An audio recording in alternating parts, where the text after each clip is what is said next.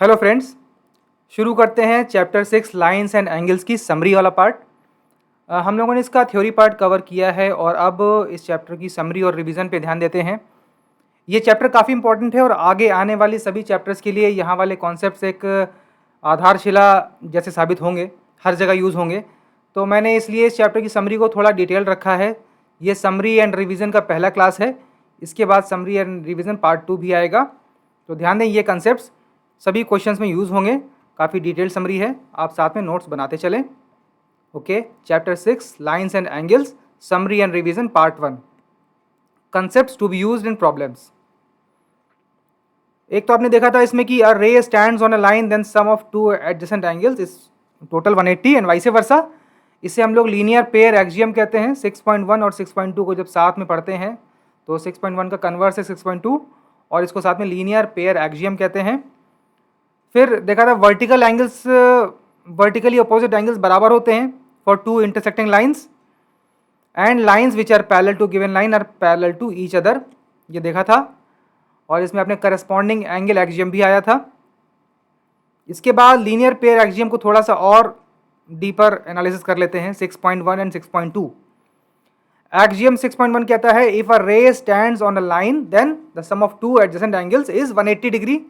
अब इसको दूसरे शब्दों में कैसे कहेंगे, थोड़ा घुमाकर पैराफ्रेजिंग कैसे करेंगे, चलो देखते हैं इसको हम घुमा के ऐसे भी कह सकते हैं।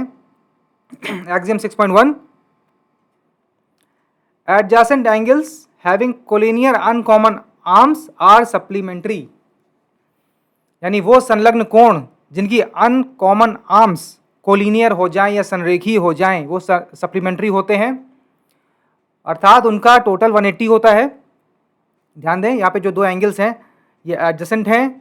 इनकी जो अनकॉमन आर्म्स है, मतलब जो नॉन कॉमन आर्म है, एक तो कॉमन आर्म हो गई ओसी जो ओवरलैप कर रही है एक दूसरे के लिए, कॉमन आर्म है। चूंकि एडजेसेंट है तो कोई ना कोई आर्म तो कॉमन होगी। और ओ ए ओ बी इनकी अनकॉमन आर्म्स हैं, ये कोलिनियर हैं। तो इस दशा में ये एंगल सप्लीमेंट्री हो जाते हैं, इनका टोटल 180 आता है। ये इसी बात को कहने का दूसरा तरीका है। If a ray stands on a line then the sum of two adjacent angles is 180। ये है पैराफ्रेजिंग। मैंने बताया था कि क्वेश्चंस को भाषा बदल के थोड़ा घुमा के कहा जाता है स्टेटमेंट्स को, ये पैराफ्रेजिंग होती है, ये ट्विस्टेड पैराफ्रेजिंग है। इसके ज़रिए सवाल टफ बनाए जाते हैं। ये अपने आप में एक ट्रू फॉल्स का सवाल हो सकता है, आप ध्यान दें। तो एक्सियम 1 को हमने दूसरे शब्दों में इस प्रकार लिखा, ये adjacent angles having collinear uncommon arms are supplementary. अब आगे 6.2 देखते हैं, जो 6.1 का कन्वर्स था। If sum of two adjacent angles 180 then the non common arms of the angles form a line. अगर टोटल 180 है तो नॉन कॉमन आर्म्स एक सरल रेखा पे होंगी। इसको घुमा के कैसे लिखेंगे, पैराफ्रेजिंग देखिए। If two adjacent angles are supplementary then their uncommon arms are collinear. Supplementary angles वो होते हैं जिनका, वो पेयर ऑफ एंगल्स जिनका टोटल 180 हो। तो अगर ये दो संलग्न कोण सप्लीमेंट्री हैं तो निश्चित रूप से इनकी अनकॉमन आर्म्स एक सरल रेखा पर होंगी। ये है एक्सियम 6.2 का एक पैराफ्रेजिंग, घुमा के लिखना। ये भी एक ट्रू फॉल्स के रूप में एक टफ क्वेश्चन हो सकता है। आप शब्दों पे, भाषा पे और लॉजिक की ट्विस्टिंग पे गौर करें। ये बहुत ही इंटरेस्टिंग ऑब्जर्वेशन होगा कि लैंग्वेज को किस तरह घुमा के एक सिंपल सी बात को दो चार तरीक़ों से लिखा जाता है मैथ्स में, और अपेरेंटली डिफ़िकल्ट क्वेश्चंस बनते हैं। एक्चुअली इतने डिफरेंट नहीं होते। आगे adjacent lines angles on a line. देखिए, आपने लीनियर पेयर एक्सियम में देखा था कि अगर दो एंगल हों और वो एक लाइन पे बन रहे हों तो उनकी टोटल 180 होती है। अब दो नहीं, दो से ज़्यादा कितने भी हों, adjacent angles on either side of a straight line add to 180। अभी देखिए स्ट्रेट लाइन पे कि एक तरफ जितने भी ये एडजेसेंट एंगल्स बने हैं, P Q R S T, और भी हो सकते हैं 100 50 10 कितने भी एंगल हों, अगर वो किसी स्ट्रेट लाइन के एक साइड बन रहे हैं और एडजेसेंट एंगल हैं तो उनकी टोटलिंग आएगी 180। ये निश्चित रूप से ट्रू है। Adjacent angles on either side of a straight line add to 180। तो P plus Q plus R plus S plus T, चूँकि ये एक ही सरल रेखा, ये ब्लैक लाइन की एक तरफ बने हैं, ऑन आइदर साइड इनकी टोटलिंग 180 हो जाएगी। इसको हम extension of linear pair axiom के रूप में देख सकते हैं। Then angles at a point, adjacent angles at a point, बिंदु कोण भी कहते हैं इसको, एक पॉइंट पे बने एंगल को बिंदु कोण या पॉइंट एंगल कहते हैं। एक पॉइंट के बने के चारों तरफ बने कितने भी एंगल्स हों उनकी टोटलिंग 360 आती है। देखिए लाइन की एक तरफ बनता था तो 180 आती थी, और पॉइंट के चारों तरफ बनेगा around adjacent angles around a point add to 360। तो ये A plus B plus C plus D plus E total 360, इसको बिंदु कोण भी कहते हैं। एग्जाम्पल 3 पेज नंबर 76 खोल के देखिए, उस क्वेश्चन में इसी कंसेप्ट का इस्तेमाल है, तो इसको आप याद कर लें, ये बहुत बार यूज़ होगा। अभी हम लोग इसके बाद की क्लासेस में एक्सरसाइजेज लेंगे, क्रमशः 6.1 और 6.2 लिया जाएगा। तो इन सभी समरी एंड रिवीजन वाले कंसेप्ट्स का इस्तेमाल उन क्वेश्चंस में होगा और आप क्वेश्चंस को बहुत आसानी से हल कर पाएंगे। इनफैक्ट इसके बाद भी जो चैप्टर्स आएंगे ट्राइंगल्स, पैरेललोग्राम, उसमें इन सभी कंसेप्ट्स का बहुत यूज़ होगा। तो इस चैप्टर को ध्यान से, इस समरी एंड रिवीजन को ध्यान से पढ़ें और नोट्स भी बनाते चलें। ये रहा adjacent angles at a point, एक बिंदु के अराउंड बनने वाले सभी कोणों का योगफल 360 अंश होता है, इसको बिंदु कोण भी कहते हैं। नेक्स्ट इंटीरियर एंगल्स एक बार देख लें। P5 रिवीजन, P5 क्या था? यूक्लिड का 5वां पोस्टुलेट जो सबसे ज़्यादा कॉम्प्लिकेटेड माना जाता है, उससे हम लोग इंटीरियर एंगल्स के बारे में एक रिजल्ट रीड करेंगे। P5 पोस्टुलेट क्या था कि straight lines falling on a straight line falls on two straight lines makes interior angles less than two right angles, then the two lines will meet in the same direction. अगर दो रेखाओं पर एक तीसरी तिर्यक रेखा पड़ती है कुछ इस प्रकार कि उसके एक तरफ बनने वाले आंतरिक कोणों का योगफल दो समकोणों से कम होता है, तो उसी दिशा में वो दो लाइन्स मिलती हैं। If produced indefinitely will meet on the side on which the sum of angles is less than two right angles। ये हमने यूक्लिड ज्योमेट्री चैप्टर में देखा था, यूक्लिड का 5वां पोस्टुलेट, पोस्टुलेट नंबर 5, जिसको मैंने P5 कहा है। हमने P implies Q वाला रूल भी देखा था मैथमेटिकल प्रूफ्स वाले चैप्टर में। अब इसको अगर उलट के देखें, not Q implies not P, तो क्या निकल के आता है? P implies Q का अर्थ होता है not Q implies not P। ये रूल हम देख चुके हैं, रिवाइज कीजिएगा पिछले क्लासेस को। मैथमेटिकल प्रूफ वाले अपेंडिक्स में मैंने ये रूल डिस्कस किया था, इसके एप्लीकेशंस भी दिखाए थे। तो अब इस पोस्टुलेट को इस P implies Q के आधार पर अगर पलटेंगे तो क्या नजर आएगा? Not Q implies not P, in case of parallel lines the sum of interior angles is 180। Euclid postulate कहता है कि अगर टोटल 180 से कम है तो लाइंस मीट कर जाएंगी। इसका साफ मतलब हुआ कि अगर टोटल 180 से कम ना हो दोनों ही तरफ, तो वो लाइंस किसी भी तरफ मीट नहीं करेंगी, और जो लाइंस मीट ना करें इंडेफिनिटली बढ़ाने पर उनको हम पैरेलल लाइंस कहते हैं। और दोनों ही तरफ अगर एंगल का टोटल 180 से कम नहीं हो रहा है, विच मीन्स दोनों ही तरफ टोटल एग्जैक्टली 180 है। देखिए ये ब्लैक लाइंस पैरेलल हैं, एक्स और वाई इंटीरियर एंगल्स हैं। अब चूंकि लाइंस पैरेलल हो गई हैं, कभी मीट नहीं कर रही हैं, तो निश्चित रूप से एक्स प्लस वाई 180 हो जाएगा। दूसरी तरफ भी देखें, एक्स का जो सप्लीमेंट्री एंगल है और वाई का जो सप्लीमेंट्री एंगल है उसको भी टोटल करने पे 180 ही आएगा। तो यूक्लिड पोस्टुलेट को हमने not Q implies not P से अगर रीड करें तो reading between the line, in case of parallel lines the sum of interior angles is 180 degree. ये रूल याद रखिएगा, ये बहुत यूज होगा प्रश्नों में। अभी जो एग्जाम्पल्स हमने देखे थे उसमें भी इनका इस्तेमाल हुआ था, इंटीरियर एंगल्स वाला क्वेश्चन एक था, आगे भी यूज होगा। तो आपको सीधे याद रखना है कि पैरेलल लाइंस में एक ट्रांसवर्सल के सापेक्ष एक ही तरफ बने इंटीरियर एंगल्स का टोटल 180 होता है, एग्जैक्ट 180 होता है। ये हमने यूक्लिड के 5th पोस्टुलेट से रीड किया या डेराइव किया या डिड्यूस किया। इसके बाद ऑल्टरनेट एंगल्स, एक कांतर कोण कहते हैं।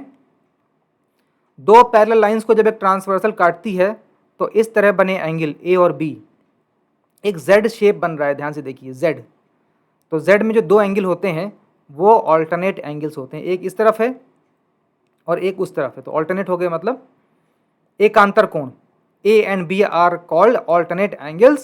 Line L1 is parallel to L2, ये पैरेलल का चिन्ह होता है, दो विराम चिन्ह लगाकर पैरेलल का प्रतीक बनाया जाता है। L1 is parallel to L2 and A and B are alternate angles, एकांतर कोण।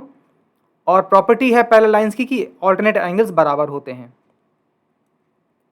This is the property, alternate angles are equal, और ये इसका प्रूफ रहा। प्रॉपर्टी है ऑल्टरनेट एंगल्स आर इक्वल, इसको आप थ्योरम भी कह सकते हैं। प्रूफ कैसे लेंगे इसका? बहुत आसान प्रूफ है। इसी चित्र में एंगल सी को गौर से देखें, ए और बी तो ऑल्टरनेट हो गए, एंगल सी और बी लीनियर पेयर बन रहा है लाइन L2 पे, और एंगल ए और सी इस ट्रांसवर्सल की एक तरफ का इंटीरियर एंगल है। अभी हमने ऊपर देखा था कि दो पैरेलल लाइंस अगर हैं तो इंटीरियर एंगल्स का समेशन 180 होता है, which means A plus C is 180 interior angles. A plus C are interior angles, therefore A plus C is 180. B and C pair B C क्या है? लीनियर पेयर है line L2 पे, तो B plus C is 180 linear pair axiom से, which shows A plus C is equal to B plus C। इस समीकरण के दोनों पक्षों में से C को कैंसिल आउट कर दो, आ जाएगा A is equal to B, cancelling C। A plus C 180 हो गया, B plus C भी 180 हो गया, मतलब A plus C is equal to B plus C. अब दोनों पक्षों से आपने C को कैंसिल किया तो आ गया A is equal to B, which proves alternate angles are equal, that is A is equal to B. ये थ्योरम है, इसको याद रखें, ये बहुत यूज होगी। ऑल्टरनेट एंगल्स एकांतर कोण। ऑल्टरनेट एंगल्स दो तरह से बनते हैं। एक पेयर, जैसे इसमें देखिए आप डायग्राम में दो पैरेलल लाइंस हैं, एक ब्लू पेयर है P एंड Q का, P and Q are equal because they are alternate angles. एक दूसरा ब्लैक पेयर है A एंड B का, ये भी ऑल्टरनेट एंगल्स हैं। P and Q acute angles हैं, तो ये ऑल्टरनेट एंगल्स का एक्यूट पेयर है। A और B ऑब्ट्यूज एंगल हैं, तो ये भी ऑल्टरनेट एंगल्स का ऑब्ट्यूज पेयर है। ऐसे सिचुएशन में हमेशा एक एक्यूट पेयर होगा, एक ऑब्ट्यूज पेयर होगा, और पेयर वाइज दोनों इक्वल होंगे।